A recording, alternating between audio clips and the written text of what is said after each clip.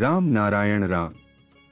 સંતાન દળે એક નવો સિદ્ધાંત રજૂ કર્યો છે કે આ પૃથ્વી પર જેટલા પણ ધર્મો અને ગ્રંથો છે અને જેટલા પણ લોકો તેમને માનતા હોય તેમાં કોઈએ પણ ક્યારેય નહીં કહ્યું છે કે વ્યક્તિગત માલિકી હક, માનવ દ્વારા બનાવેલ ધર્મો, રાજકીય પાર્ટીઓ અને બંધારણો હટાવવાનું જોઈએ। બધા ધર્મો એ જ શીખવે છે કે બધાને એકસાથે સુમેળથી જીવવું જોઈએ। દરેક મનુષ્યનો જન્મસિદ્ધ અધિકાર છે કે તેને સમાનતા, સ્વતંત્રતા અને ન્યાય મળે, પરંતુ આજ સુધી એ શક્ય બન્યું નથી। આ કારણે સંતાન દળે નિર્ણય કર્યો છે કે તેઓ વૈદિક આંદોલન શરૂ કરશે અને વ્યક્તિગત માલિકી હક, માનવ રચિત ધર્મો, માનવ રચિત રાજકીય પાર્ટીઓ અને બંધારણોને દૂર કરવાની પૂરી કોશિશ કરશે। પ્રધાનમંત્રી નરેન્દ્ર મોદી અને મુખ્યમંત્રી યોગી આદિત્યનાથને પણ વિનંતી છે કે તેઓ આંદોલનમાં અમારો સાથ આપે। સરકારને વહેલી તકે અંગે નિર્ણય લેવો પડશે, કારણ કે હવે સમય આવી ગયો છે કે લોકોને આંદોલન સાથે જોડવામાં આવે। ઇતિહાસ સાક્ષી છે કે હંમેશા કોઈને કોઈ શક્તિએ જનતાને શાસિત કરી છે, હોય તે મુગલ શાસન, ધાર્મિક શાસન કે રાજકીય સત્તા। પણ હવે સમય આવી ગયો છે કે આનો વિરોધ કરવામાં આવે અને કુદરતી સિદ્ધાંતોને અપનાવવામાં આવે। આકાશમાં તારાઓ, ગ્રહ, નક્ષત્રો, હવા અને પાણી ક્યારે કોઈ ઉપર માલિકી હક નથી બતાવતા, તો પછી માનવ એ બીજાઓ પર કેમ માલિકી હક જતાવે છે? આ બાબત કોઈએ ગંભીરતાથી વિચારેલી નથી।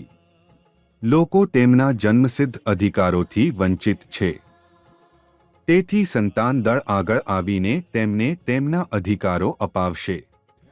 સંતાન દળનો હેતુ એ છે કે અલગ અલગ ધર્મોમાં વહેંચાયેલા લોકોને તેમના જન્મસિદ્ધ અધિકારો પાછા અપાવાય।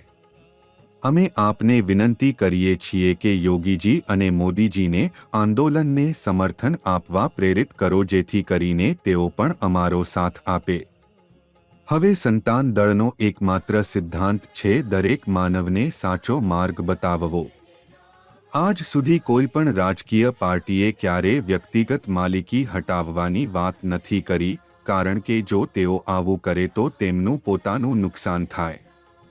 લગભગ 400 માનવ રચિત ધર્મોના ધર્મગુરુઓએ પણ એમના ધર્મોમાં ક્યારેય નહીં કહ્યું કે વ્યક્તિગત માલિકી હટાવવી જોઈએ।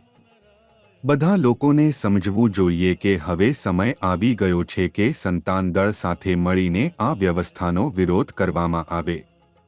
સૌએ સાથે મળી આ વ્યવસ્થાને નષ્ટ કરવાની દિશામાં પ્રયાસ કરવો જોઈએ।